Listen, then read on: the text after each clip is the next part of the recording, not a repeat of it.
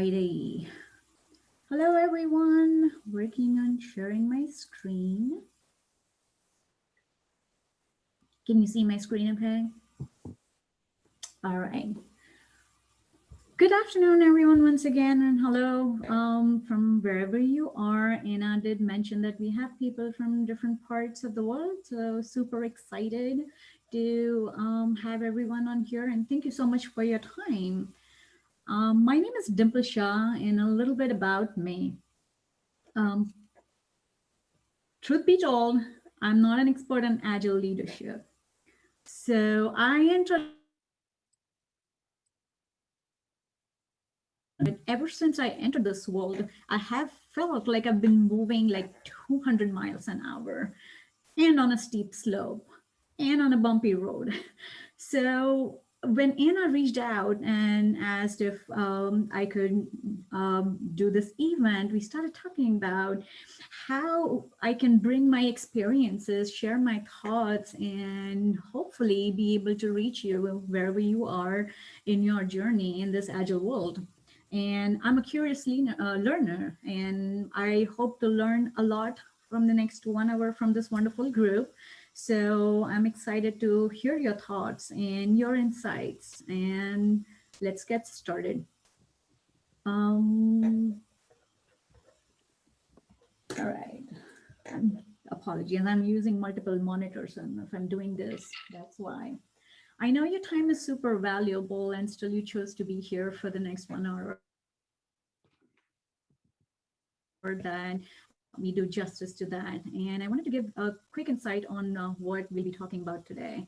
Um, Agile leadership in many ways ties to leaders, the perception of leaders, management, executives. And I wanted to share my experiences on what I've learned over a period of time. I wanted to also share my insights a little bit. I am admitting people on. I'm not sure, Jay, if you're able to do that, but I'm getting these pop-ups, so I'm hitting admit. And finally, I just wanted to tie all of this to how it matters in what we think with respect to agile leadership, and why is it critical in any kind of agile transformations. So I would like for you to go to mentee.com, and I'm going to stop sharing and share a new screen.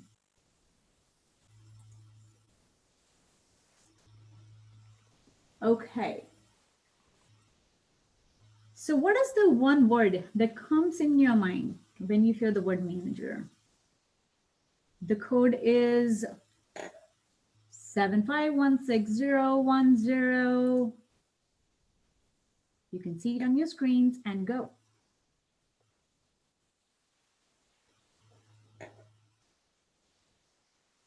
Inspiration. I like that. A leader. Experience.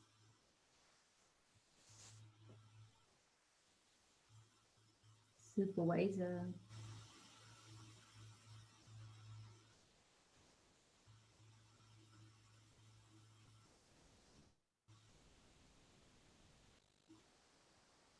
Mentor and leader are excelling. Control, directing. Very interesting. Keep going. We'll give everyone another second while I admit the remaining two people.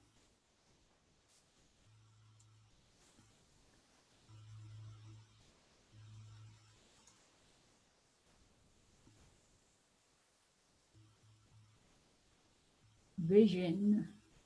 Switzerland. I like that. Very interesting.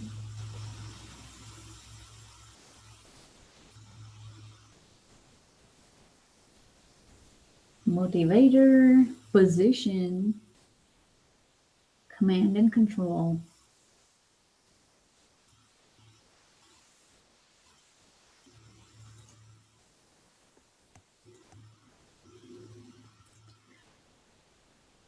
Okay. So, for any kind of a culture change or a mindset change, there are different levels of engagement at any organization, be it organization wide or department wide. If you're trying to bring in change, if you're trying to bring in that mindset change, the behavior change, then there are different levels of engagement. And research shows that approximately 10% of the level of engagement from executives, there's 60% of levels of engagement from managers. And there is around, sorry, I'm multitasking, admitting people, my apologies, and about 30% of levels of engagement from teams. And what I wanted to talk to you about today is how we can be in one of these roles and still be able to support the other two when it comes to organization wide changes. Let's start from the teams level. Essentially, teams are who I call them as doers, essentially the people who get the work delivered. They are committed to doing the work given a safe environment. So you bring in waterfall, you bring in agile, given the right appropriate amount of training and vision and purpose shared by the executives, they essentially just one motive for them to get into work for everyone essentially is to get the work done. Managers. So I have varied experiences on managers versus leaders. Managers are at a very difficult level in an organization. And it's important that we have empathy when we work with the managers during the agile transformations because they essentially are the interface between the executives and between delivery and deadlines and project plans and all of those that goes in between all of the above. I'm still admitting people, my apologies. So, what we are striving to do in any kind of transformation is to have managers the right amount of help, give them the right environment, give them the right help and resources that they need with respect to training, with respect to giving them the first level of insight on what transformation are we talking about, what kind of changes do we expect going forward and why is it that we are doing that, and at the same time they would be the best level for executives to tap into for them to get an insight on what is the current world that we live in. We often have heard or seen the iceberg effect where executives see only so much and there's a lot going on down there, and managers are top-notch people to give insights and can be highly influential to these agile transformation. So how can we work with them to evolve their roles into being true leaders? Because leadership, in my opinion, in my opinion and my experience, it you don't need a leader just at the C-suite. You don't have to have a leader just at the executive level. You can be an individual contributor, you can still be a leader. You can be leader in any level of an organization if you want to make the right change, if you want to be that change agent that any kind of team or department or organization needs. Now let's talk about the executives and how we can identify essentially what a leader might essentially look like.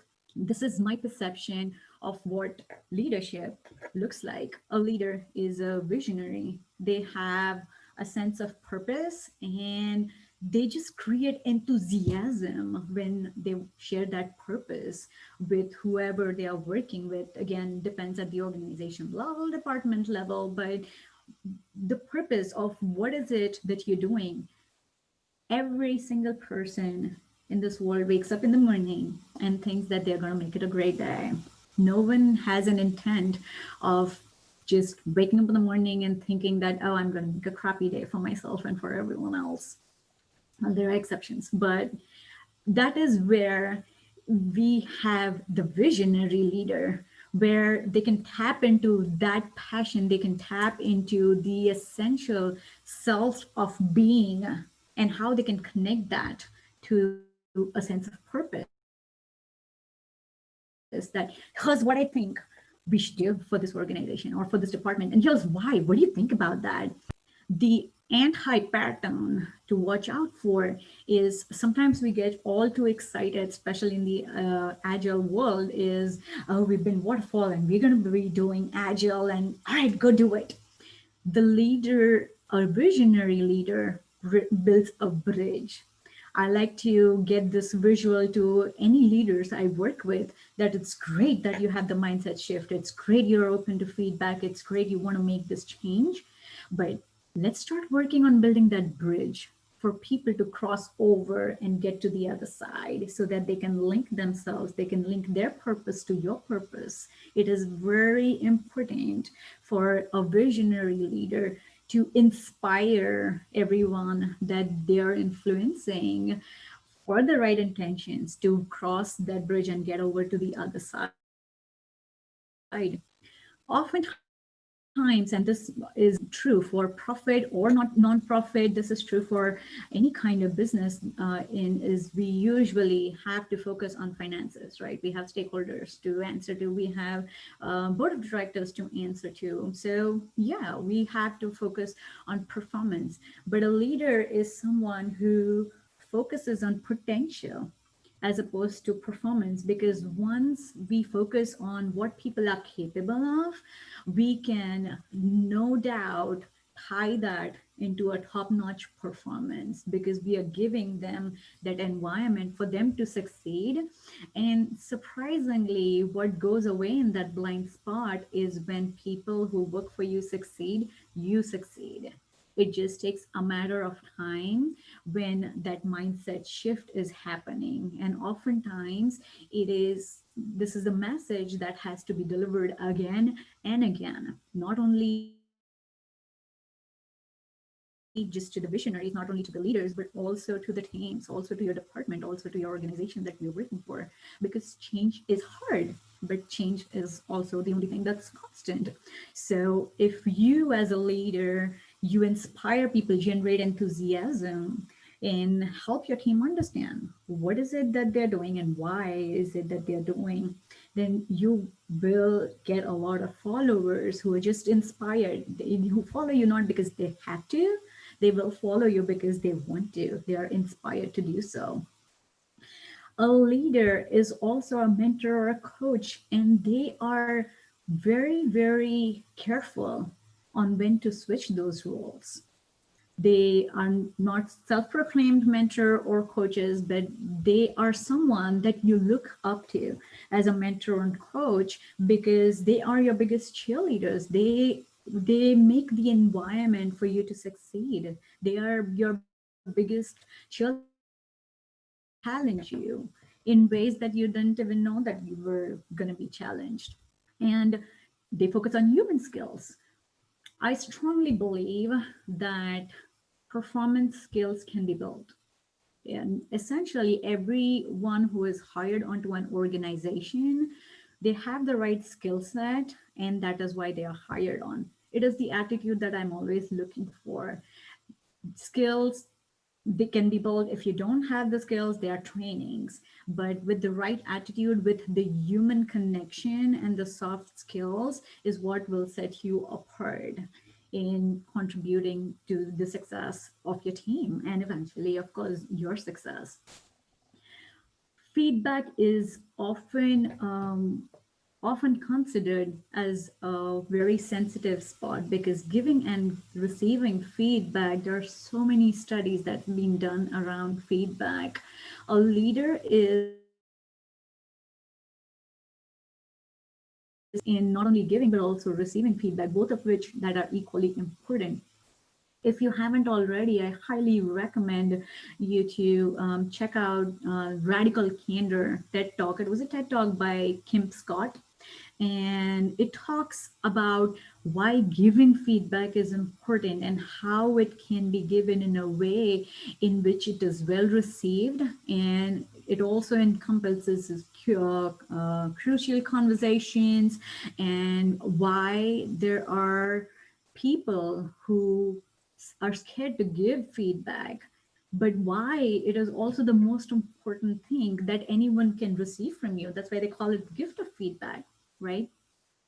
At the same time, leaders are also listeners. How many times have you experienced where we just maybe talking to someone and they just hear because it's probably a checklist, it's probably a check mark on a one-on-one or something that you've talked about, and then you move on and then you sit and wait and nothing happens. There's not always malicious intent in it, but it's also because life is so fast. There are things that are forgotten, people move on, and suddenly it slides away.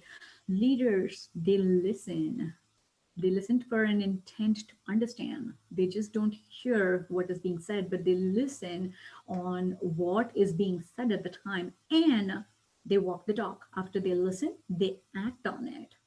I would highly recommend, if you see some leader walking their talk, they are the ones you need to keep an eye on, because they're rock stars. They pretty much are rock stars because they are not afraid to act on what they've heard, and they want to make a difference, and that's why they want to execute it, whatever feedback they've received. Having said that, I thought it'd be fun to create a little bit of persona on what this leader should look like. Steve Jobs, we all know him and how much of a visionary he was. I am a huge fan of Brene Brown.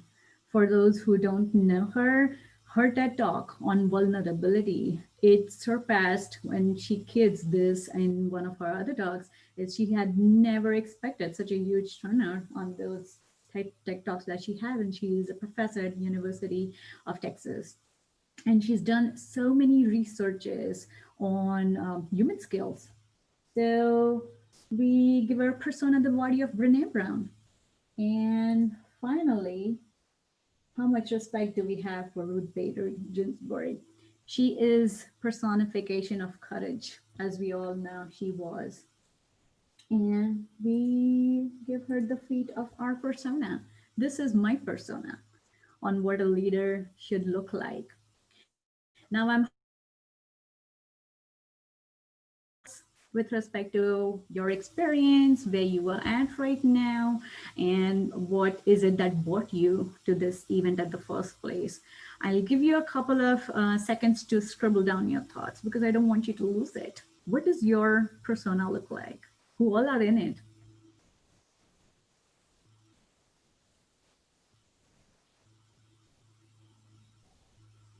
It could be you.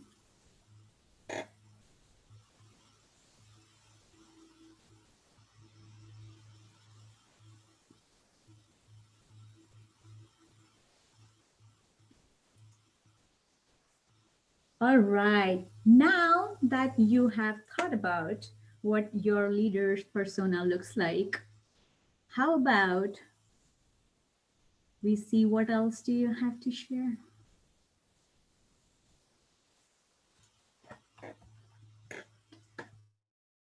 So, what is the one word that comes in your mind when I say the word leader? You should be able to see the mentee screen share and with the same code. And go.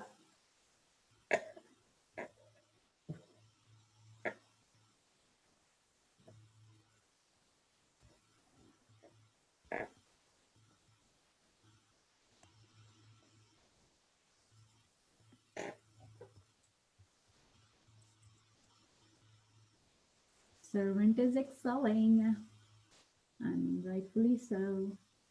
Empathetic, love it. Inspirational, absolutely. A role model,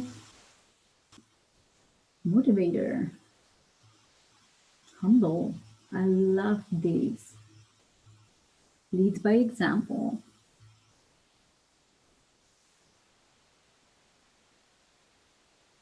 Positive. Persistent. I love it.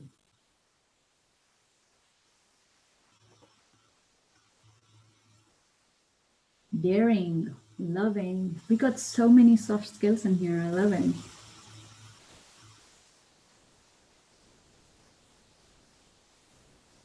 Girl boss.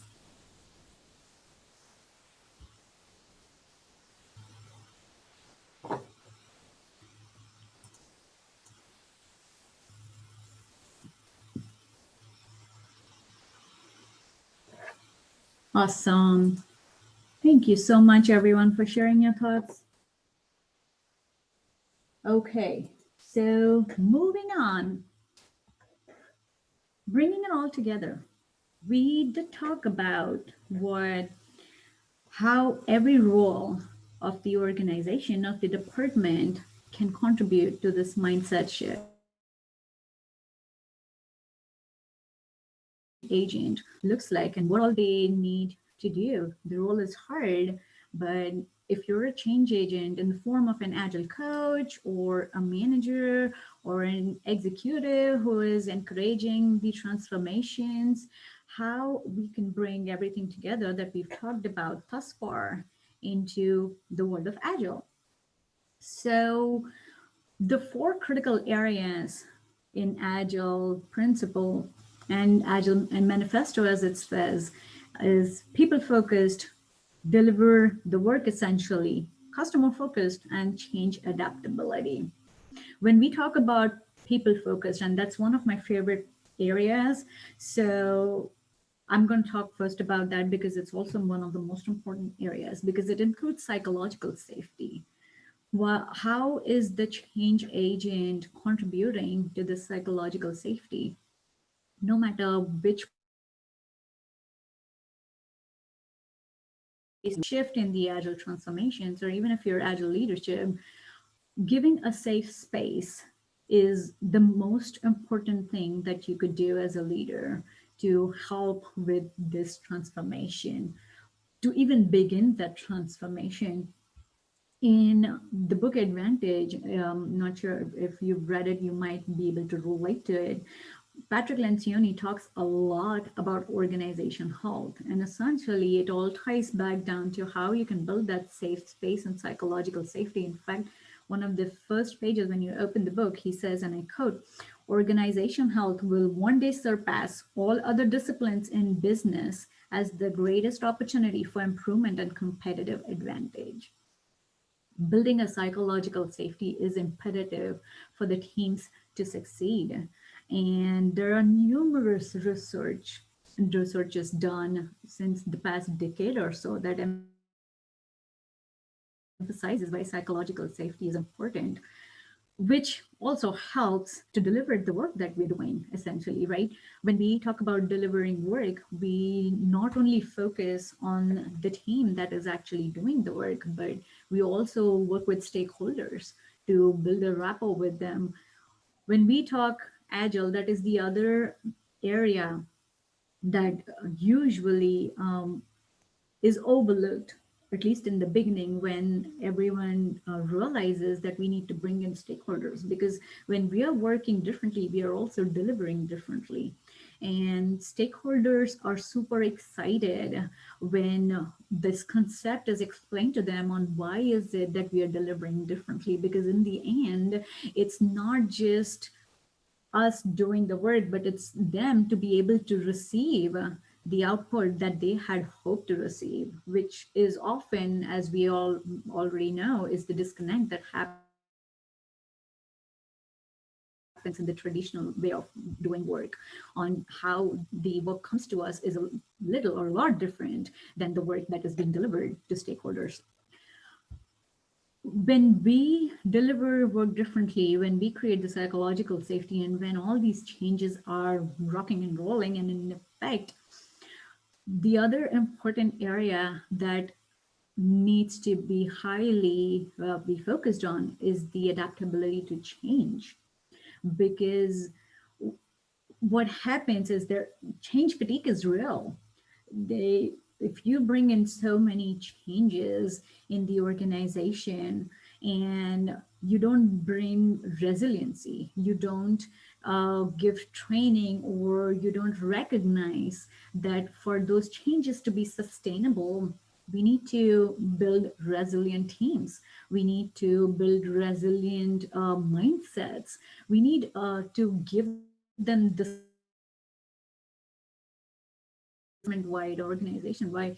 We need to be able to serve them as change agents or leaders to cope, to help them cope up with these changes, to make sure that they are resilient to, or in order to be sustainable as we move on with these transformations. Because the only thing that's constant is going to be the change that is going to happen.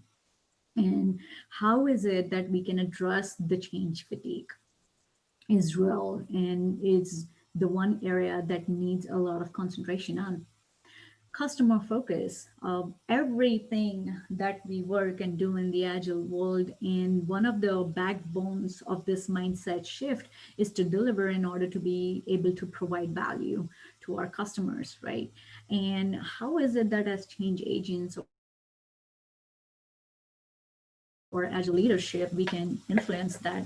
We talked about vision, we talked about sharing purpose, we talked about a sense of why, that why is it that these are the changes I'm saying would benefit us.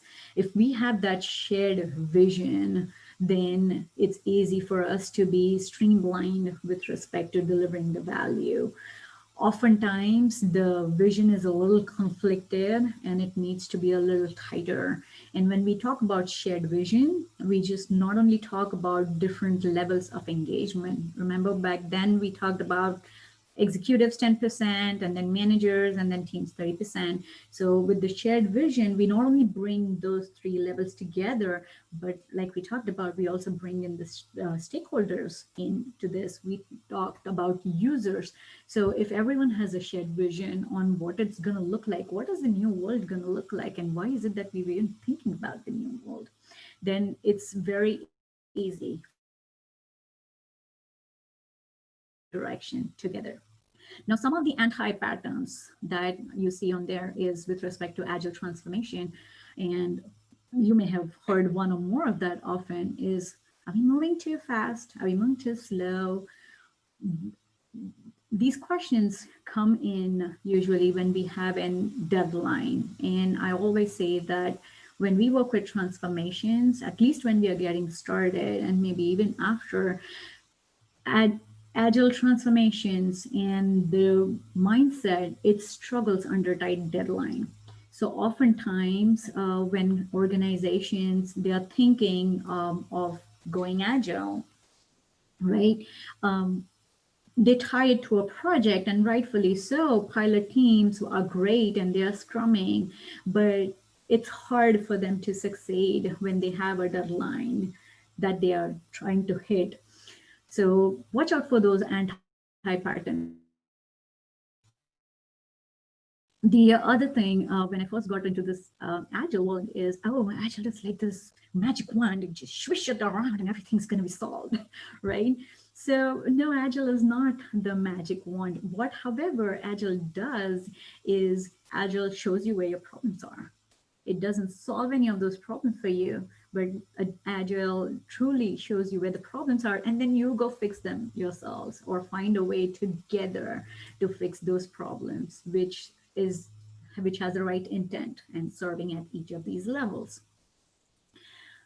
Have you ever heard, when are we going to get the transformations done?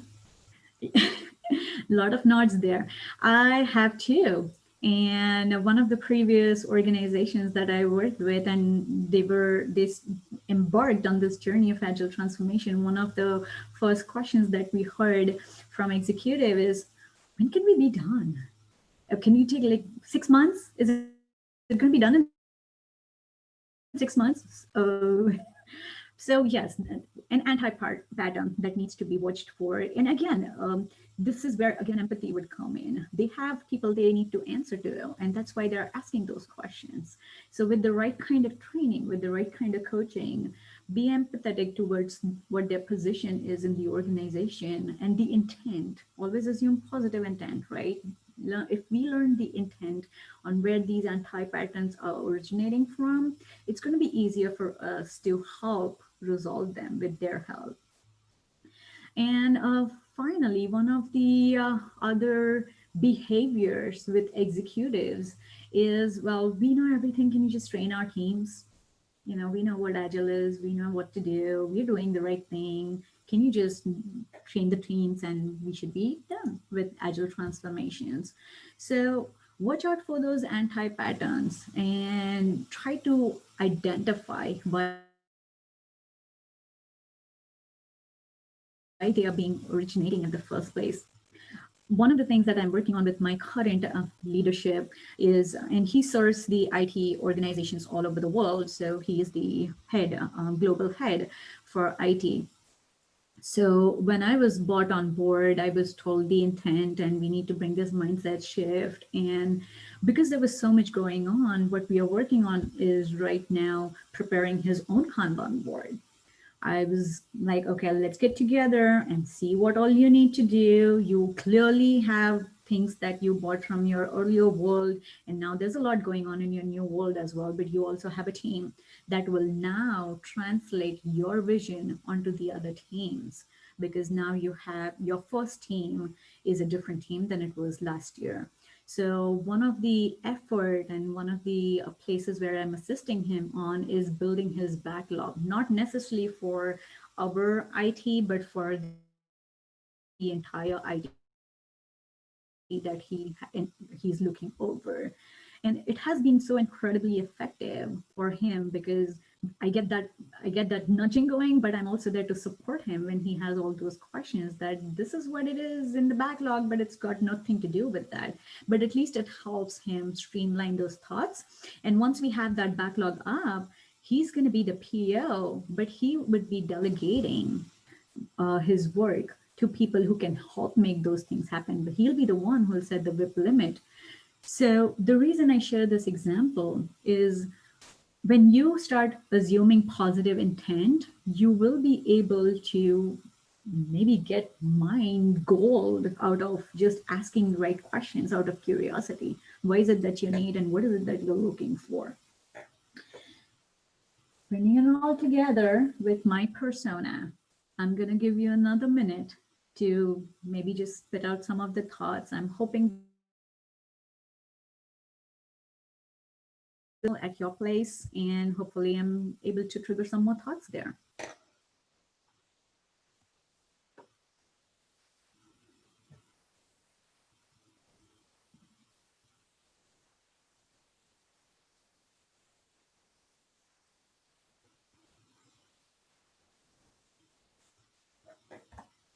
Okay, so I'm going to play a short video to you, which I truly, truly love. And I use it every time I talk about leading or bringing a change. So,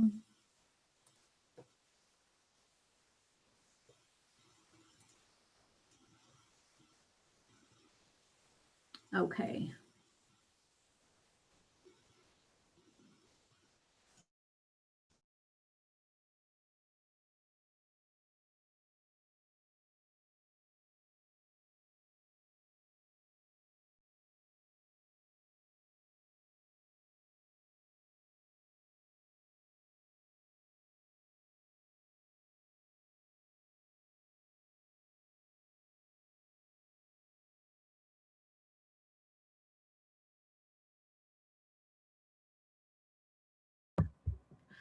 Oh, we have no sound?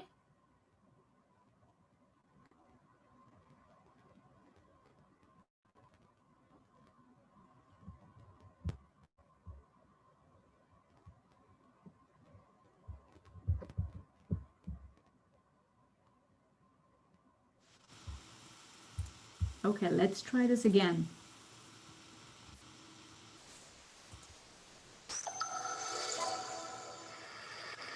So, ladies and gentlemen, at TED, we talk a Can you lot hear about now? leadership and how to make a movement. So let's watch a movement happen, start to finish, in under 3 minutes and dissect some lessons from it. First, of course, course, you know, a leader needs the guts to stand out and be ridiculed. But what he's doing is so easy to follow. So here's his first follower with a crucial role. He's going to show everyone else how to follow. Now notice that the leader embraces him as an equal. So now it's not about the leader anymore. It's about them, plural. Now there he is calling to his friends. Now if you notice that the first follower is actually an underestimated form of leadership in itself. It takes guts to stand out like that. The first follower is what transforms a lone nut into a leader.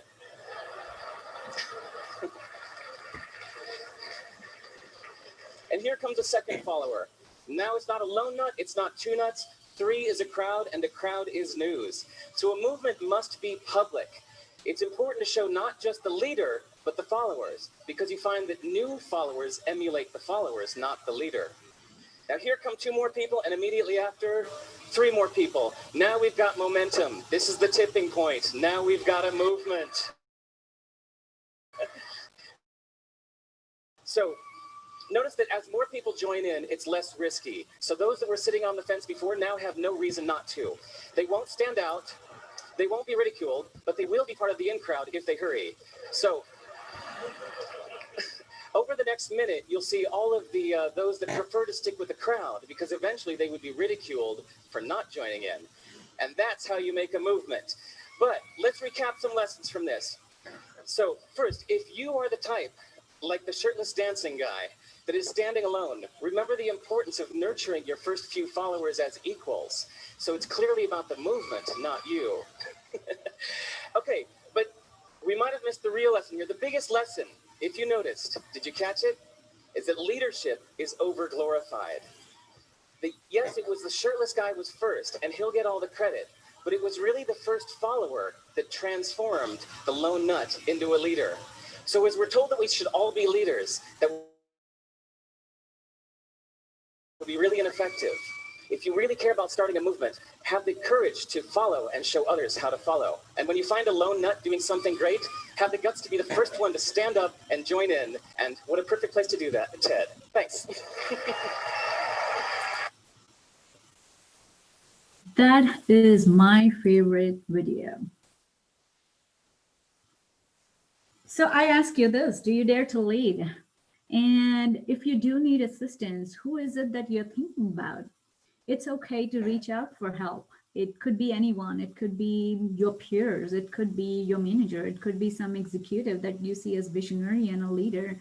It could even be your spouse or your best friend. But one of the important things for someone to join your movement is to acknowledge the fact that it's going to be it's going to be hard. It's going to be super hard. I've been the lone nut a lot of times, trust me, and I know all of you have too at one point or the other. But as a change agent or as leaders, if you contribute to making it easy, then it could be a brand new movement for someone who just thought of a thought and it soon converted into the movement. Always remember, responsibility without authority or support, it often leads into the change agent getting into a deadlock situation. So how are you going to be there to support them in the process? The other thing that is imperative for any change agent to understand and to realize and to know is you need to be vested in others' success. You have to be very interested in helping others succeed. And in effect, you just create a safe space for them. You help them to be themselves and you make it a safe environment for them to talk about. Be a leader that you always thought that you wanted to follow. You might surprise yourself. So some of the parting thoughts. I hope I was able to create this, what does superhuman leadership look like in an agile or non-agile world? What does that journey look like for you and to you is my question. What does your journey look like for you? What is it that you want to do next in order to better serve yourself and to others? Mindset shift is without doubt a top-down effort, and it's hard, but it's doable. It's totally doable. Being a change agent is a tough job. It is a very hard job, and you're often gonna fall down, and you just need to get back up and do it all over again because you can do it. I just know you can do it. And finally, agile transformations are never complete. It's an ongoing journey of learning and never ending valley of information. And I just don't mean with respect to frameworks, I mean with respect to even psychology, I mean with respect to success. What's joy to you? How do you define success for yourself? Being a leader is a lot means there's a lot of it at stake, not for you but for others, depending on how you choose to serve. It means you have authority. It means that you have the courage, which is why people perceive you as a leader in the first place. Never take this lightly. It is a very serious job to make everyone's day happier and be more successful and be a contributor to that. So, how are you going to make a positive impact today? Thank you so much for your time and for listening to me. I'm curious to learn from you now. Thanks again. Thank you, Dimple. And I would like to just give Dimple a big shout out. She had to multitask there due to my inability in Zoom settings to admit people as well while I do a presentation. So that was double impressive. So if you have any questions, please post in the chat that we have going on. I think I'll try to kick us off and get us going here with a question. So there's a couple things that sort of stood out, and one quote was, Agile shows you where the problems are. And then secondarily, leading, to be a leader, you don't necessarily have to have that manager, director, C-level title. So as, let's say, a scrum master, a product owner, a developer within an agile team, how do I think, is there any recommendations on how to step up and talk and be that leader when I notice that there are those problems and how we're implementing agile? Like, what is this sort of safe way to step up and be a leader and be respectful to seniority, but also get my point across and want to do better and be that change agent? Absolutely. Great question. I would say there are two groups you want to focus on. One is change is top down, mindset shift is top down, right? So you need to have a wholehearted and an open conversation of what your executive are looking for when they ask for agile transformations, because unless we have their buy-in, we are not going to be able to have a successful agile transformation. So we need that buy-in. We need to learn what their vision is. When I started working with my manager, I asked him for his vision story because that helped me better understand on what he was expecting out of 2021. And the second group of people that you absolutely need to work very closely on is with your team. As a Scrum Master, you have a team that you're working on, and investing in creating a safe space for them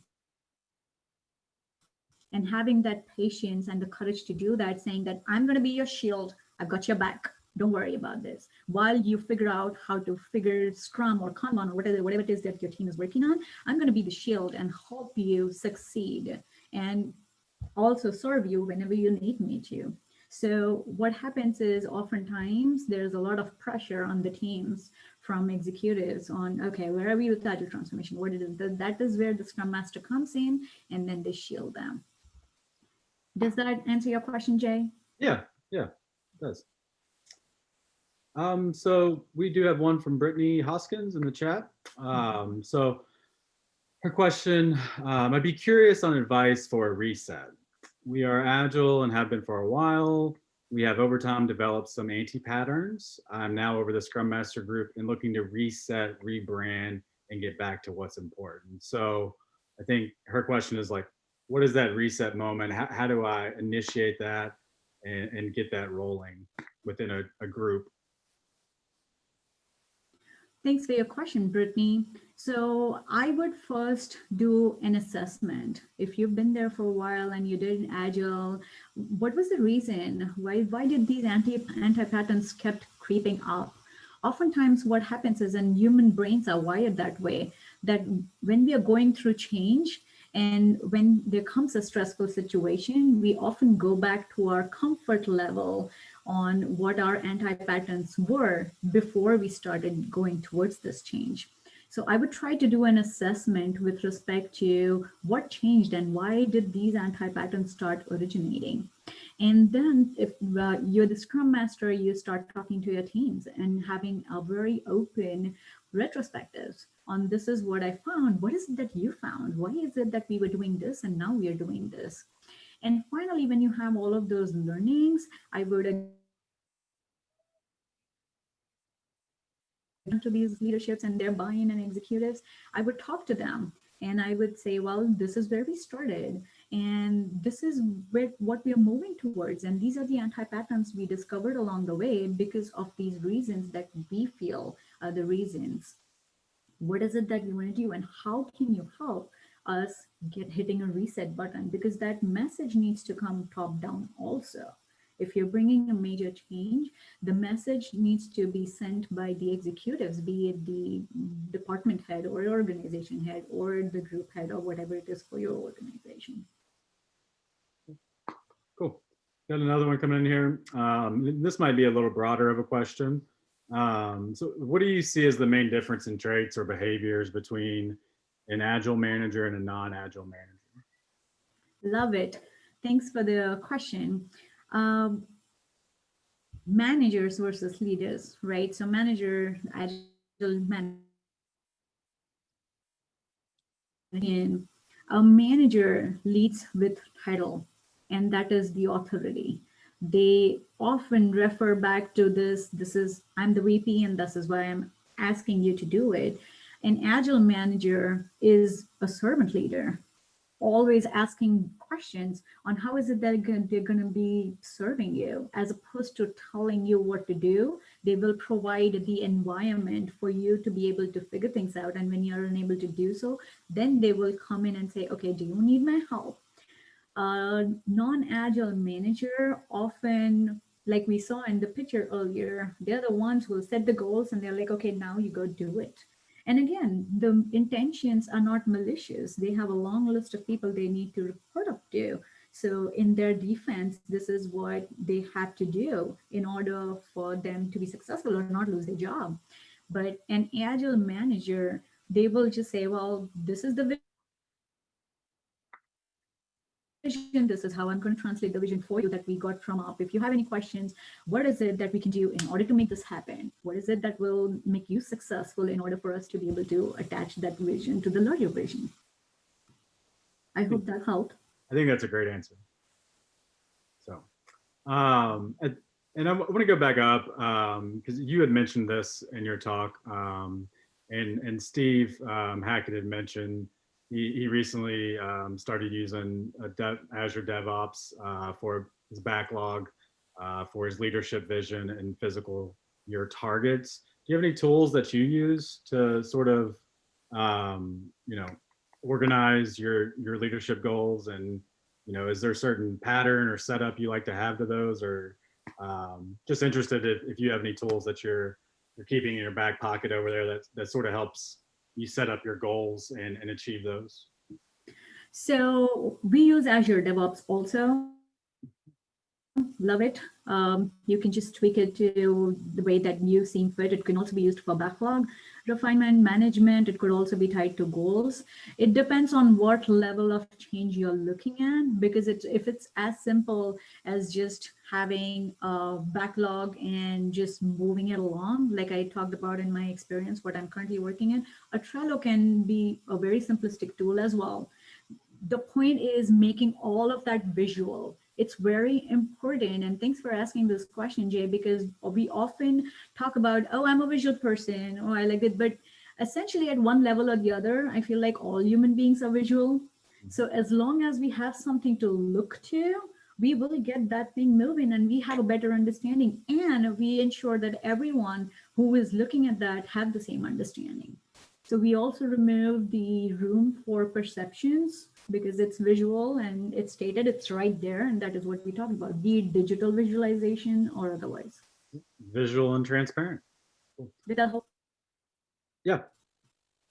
And Chris has a question here, and I'm definitely interested in this. What have you had in your experiences resistance that you've encountered at the executive level, and how did you respond to that? How did you turn it into an advantage, or how did you sort of get past that? Oh boy, I love this one. So yes, remember way back when I said that I've fallen more times than I care to admit? But it's it's interesting. It depends on what your executives are looking for. In an ideal situation, executives understand what true agility is and why you're bringing in this transformation. There's another level where they're like, yeah, we know what it is and get this done. And, you check a checkbox that the agile transformation is complete. Somewhere in between is also where have been a lot of times where in one of the previous organizations that I had worked for, we were locked up in a room as the pilot team, and who just had all the coaching, all the training, and we were scrumming. And outside of this room, there was nothing much going on with respect to the mindset, with respect to what Agile and Scrum truly is. So what I started doing is I tried to start bringing in these executives into the room. That is one way to help them understand. So when you find that resistance on, oh, they're working on something, they're untouchable, wonder what they're doing all day long, just bring them in.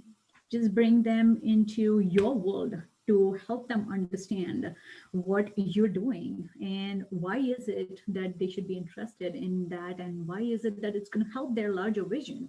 Because eventually the resistance is, again, positive intent, assuming positive intent. Resistance is because they're losing a lot of their good people to this point. We're just getting started. When we started bringing these people in at executives, they were like VPs and CIOs. At one point, I brought in the CEO of the company, and they started saying on what we are doing, and we started explaining on what we are doing is why is it important to your vision as the VP of the department, or as the CIO of the department, or as the CEO of the company. Then they start understanding a little bit more on what is it that we need from them. That is when you slide in all your requests that, hey, this is what we are doing, and this is what we need from you, and this is why. So it's not as simple as I said. It probably requires a whole another talk, but I'm hoping that helps. Yeah, it makes a lot of sense. And if you're able to get that commitment for them to join in on that, I think it's a really positive sign in general that they're willing to learn, willing to be involved, and hopefully you can do your job and convince them on the X, Y, and Z's what you're doing. So cool. We're running up on 12:58. There's no more questions in the chat. Dimple, do you want to give any shout outs? Like, where can people find you? What are you doing? What? Absolutely. And I had my LinkedIn information. I would love to connect with you. I'm going to bring that screen back up again.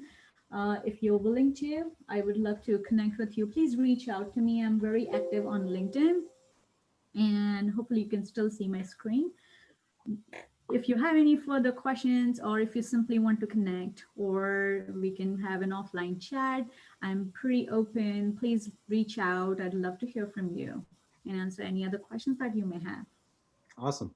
And Anna, we got a minute left. Do you want to take us out? Well, I just want to thank everyone. I've been doing this a really long time. And, when we saw the video and when I started going for a meetup group, I was told, when are you going to give this Agile thing up? So looking back at the video, I'm very grateful for everyone, especially Brian Massey, who I came to first, and Jay, obviously you, who just kind of saw my vision and took this. So seeing that video, I was like, oh my God, I was that dancing person, and I'm so grateful for the followers. The other thing I want to do is give a quick shout out to Dimple. Amazing job. And two, we see a lot of struggle with that leadership. We're kind of doing a lot of resets right now. And most of it started because leadership just didn't have that right vision on what Agile was. And so now we have to go back and kind of get the group involved. But a big shout out to Jack Henry. I see a lot of Jack Henry peeps on the call. And what I've noticed about their management, about their team, about their leadership is that they're always learning and they're always trying to improve for the team. And so I bring that up because when I think about Agile, I really do think about that group and how engaged they are with in our community. So thank you guys. And I think that's it. So everybody, thank you. And Dimple, that was such a great learning experience. I took a ton of notes, a lot of great quotes. So thank you. Thank you so much for having me. I really appreciate you guys at Derby City Agile and everyone else who found time to join me. Awesome. Thank you. Thank you.